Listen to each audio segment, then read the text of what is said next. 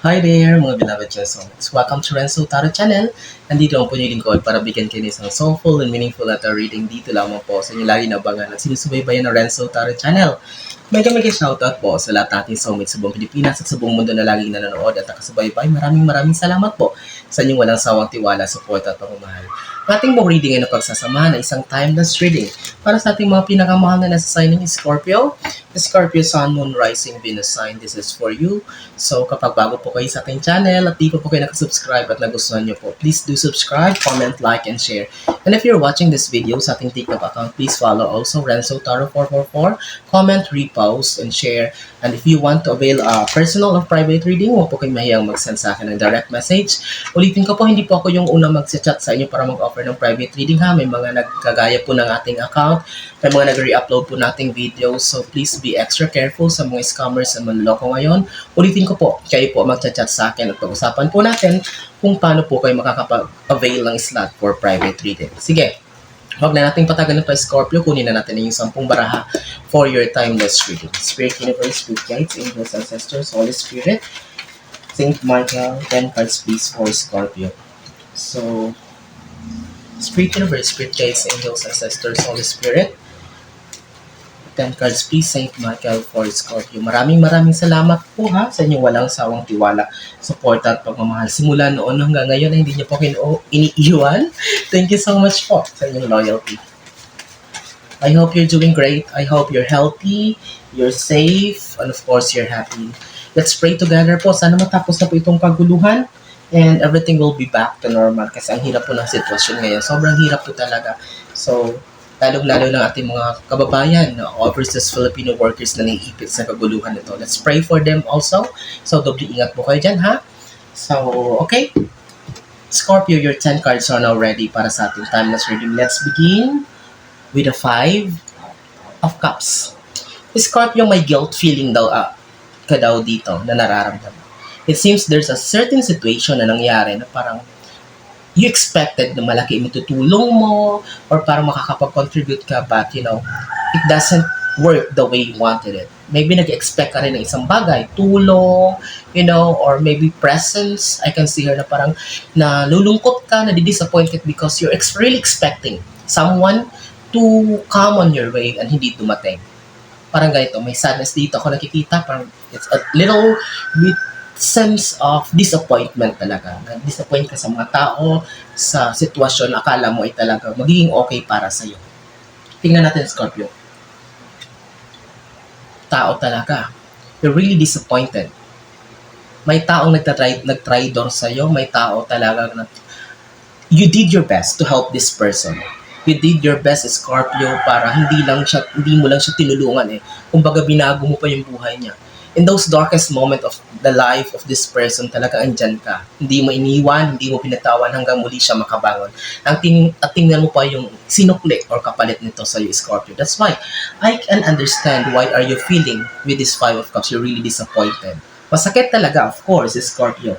Meron talagang taong nag-tridor, nag-betray, nag-cause sa'yo ng disappointment na hindi mo in-expect na gagawin niya ito or mangyayari. But Scorpio, believe me, everything happens for a reason. I respect what you're feeling. I respect your agony. Hindi madali ang pag-deal ng mga betrayals. But believe me, there's always, sabi ko nga, may dahilan ang lahat. Tingnan mo, may 8 cards pa tayo dito. There will be still a ray of hope. There will be still positivity, the light at the end of tunnel. So, tingnan mo ha. But I can confirm here na mayroon talagang tao na nag-cause sa'yo ng hindi maganda or talagang pasakit sa ulo mo or talagang, you're really disappointed, Scorpio. Sabi ko, Temperance, with this situation, I know, sabi ko nga, Scorpio, I respect what you're feeling. I respect yung disappointment mo. But with a Temperance card here, so you need to be patient. You need to be strong. You need to habaan mo pa yung pasensya mo. Do not react hastily.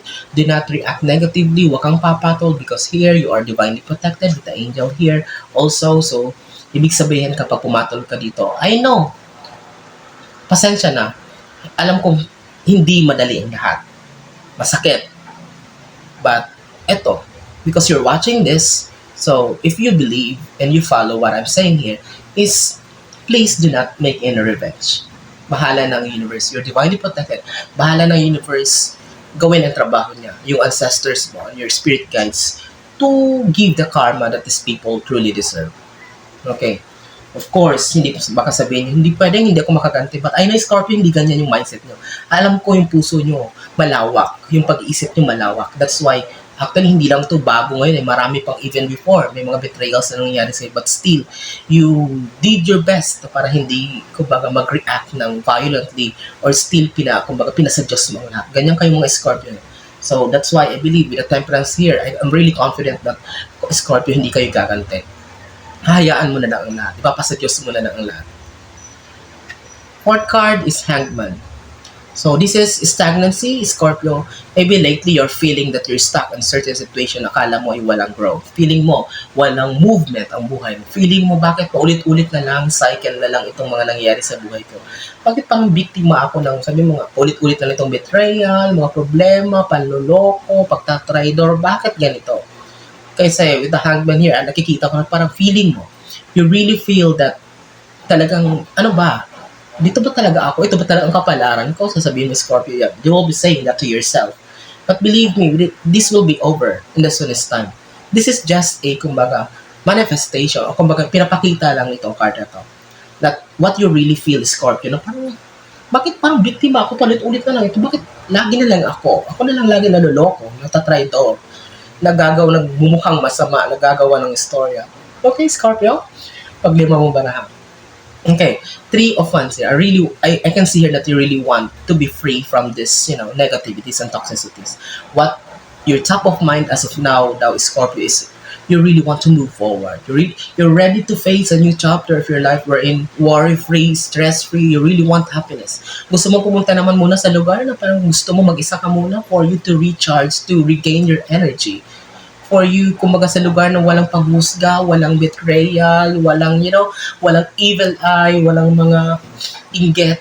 So, you really want peace as of now. You really want happiness, Scorpio. Ito nakikita ko talagang gustong-gusto mo mangyari sa ngayon sa buhay mo. Okay? So, we have 5 cards more here sa ating second row. Ulitin ko, before we proceed with this last 5 cards remaining, kapag di po kayo nakasubscribe, please do subscribe. Yun ang pong hingin kong tulong sa inyo. Mag-comment, like, and share. And if napapanood nyo po itong video sa ating TikTok account, please don't hesitate to follow, repost, comment, and of course, if you want to avail a personal or private reading, huwag po kayo mahiyang mag-send po sa akin ng message directly sa ating TikTok account. Important notice, ulitin ko po, hindi po ako ang unang mag-offer sa inyo, mag-chat para mag-offer ng private reading. Kayo po ang mag-send sa akin ng message kasi nakakuha pa ako ng message na may mga poster, mga nanggagaya ng ating account at nag-re-upload ng videos. So, doble ingat po. Kayo po ang magsasend sa akin ng direct message at pag-usapan po natin kung paano kayo makaka-avail ng slots for private reading. Okay? So, let's continue. Scorpio sa yung timeless reading pang-anim. At na, King of Cups. Ang kapalit ng disappointments, ang kapalit ng kalungkutan after all the betrayals that you have experienced ay abundance. King of Cups here is growth, transformation. Okay? So, there will be massive improvement. May malaki talagang kapalit ang lahat ng ito. Sabi ko nga, that is just a test for you. Baka sabihin, ulit na lang tong test na to. But believe me, King of Cups, here is stability. You are being tested to be prepared. Hinahanda ka ng universe dito sa mas maganda, mas malaki, mas masaya, mas kontento ka nakapalit na blessing para sa iyo, Scorpio. Pang-pito mong baraha. Ito na. 10 of Pentacles. Nakikita ko talaga ang cost nitong inggit nitong tao na ito, Scorpio. May kasama ditong betrayal na ito. Ang nangyaring betrayal sa'yo, paninira sa'yo, inggit lahat. Because money related. May kinalaman din sa pera, sa resources. Maring property, agawan ng property, utang ito, or whatsoever, pagnanakaw, na-scam. But this is about a certain kind of money. Okay, look at this Pentacles. Parang nakikita ko dito, parang may trade na nangyari, agreement, palitan, bili, sell, or something like that. Okay? Trade, or parang pagpapalitan ng mga products or whatever. So, ito nakita ko dito, parang nangyari, parang scam ka parang naloko ka. Okay, this is not only a very ordinary amount of money, Scorpio. That's why, sabi ko, I respect what you're feeling. Kasi hindi ito basta-basta, pinag-ipunan mo ito, you did your best, kumbaga para rating sa sitwasyon na to na kahit paano may na-stay, may na-tabi, but lolokohin ka lang itong mga taong to. But Scorpio, sabi ko, ulitin ko, I know, sakit. Di madali ang lahat. But believe me, everything happens for a reason. The Empress card here and Temperance. So, please, sabi ko, habaan ng pasensya. Baka mapektan yung health mo. At the same time, baka lately nakikita ko dito, parang napapabayaan mo sarili mo. Regain yourself, Scorpio. Stand up again.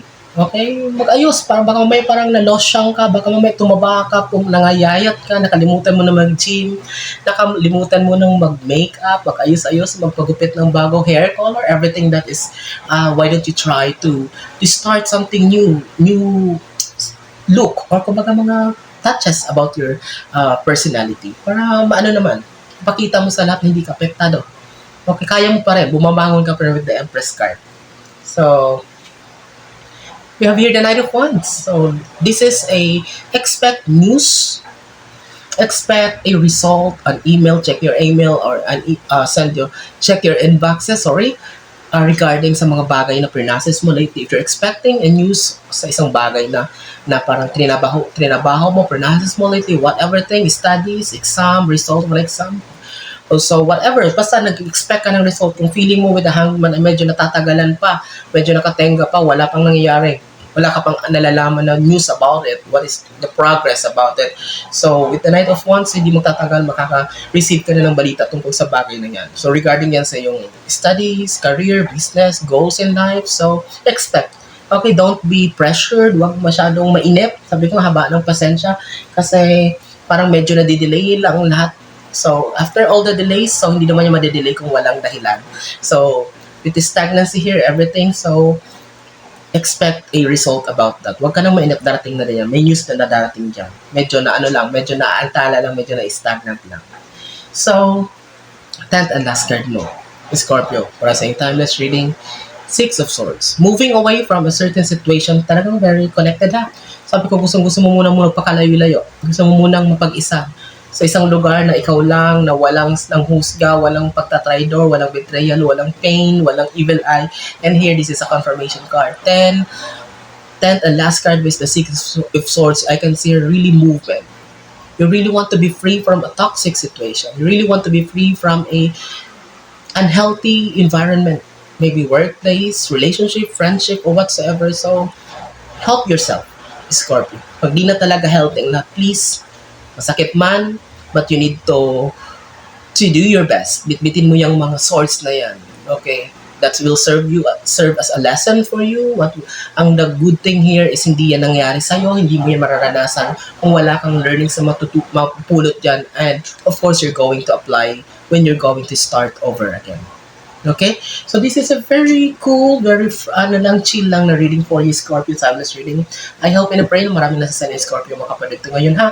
I'm wishing you all the best in life. Thank you so much yung laging pagsama, suporta sa Red Soul Tarot Channel.